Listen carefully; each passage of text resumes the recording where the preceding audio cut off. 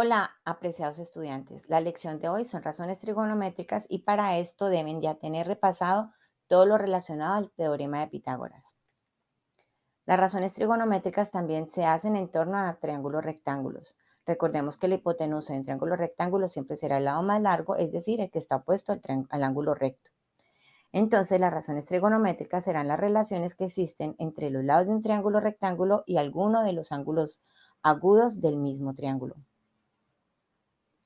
Iniciemos reconociendo las relaciones de un ángulo dado y sus lados.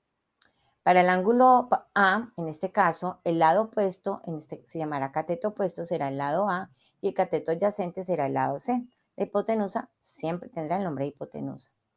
Se llama adyacente es porque adyace, es decir, está contiguo.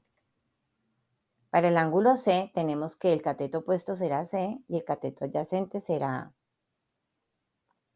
La hipotenusa será siempre la misma. Revisando lo anterior, por favor, desarrolla en tu cuaderno las relaciones para los ángulos D y E en cuanto a catetos opuestos y adyacentes.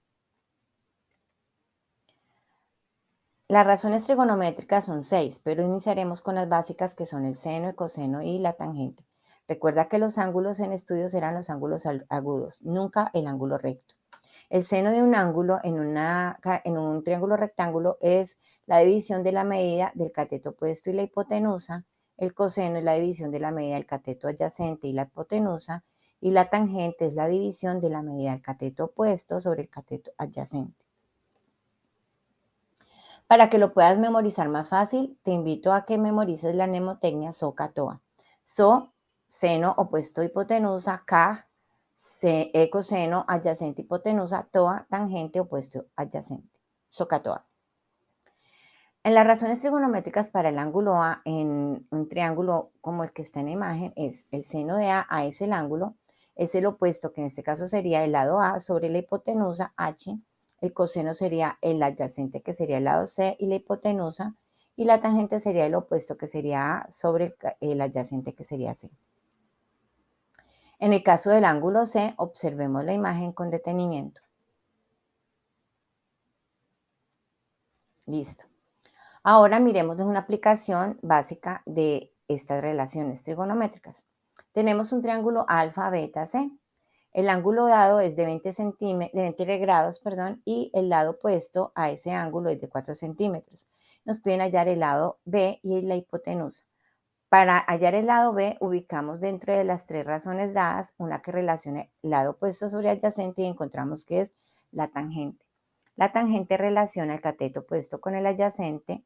Reemplazamos tangente de 20 igual a 4 sobre B, despejamos B como ya hemos aprendido y con la ayuda de la calculadora obtenemos la medida de 11 centímetros aproximadamente.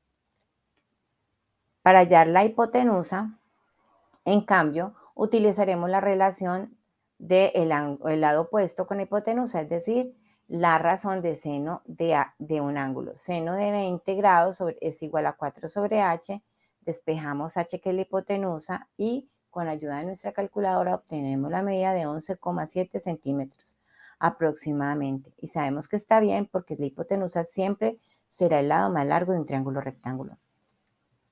Como dato curioso, recuerda que la suma interna de los ángulos de un triángulo siempre será de 180 grados. Como ya tenemos dos de los ángulos, 20 y 90, podemos hacer la sumatoria y restársela al 180. De esta manera hallaríamos el ángulo que falta.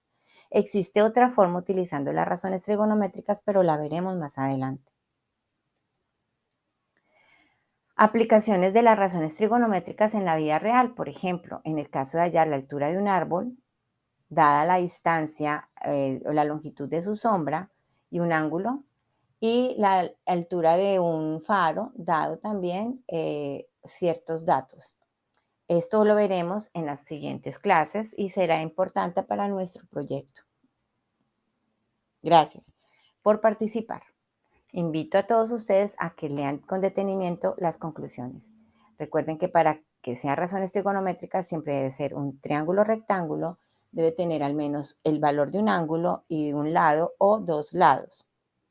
Y tener en cuenta que necesitamos una calculadora para poderlo trabajar. Hasta pronto, queridos estudiantes.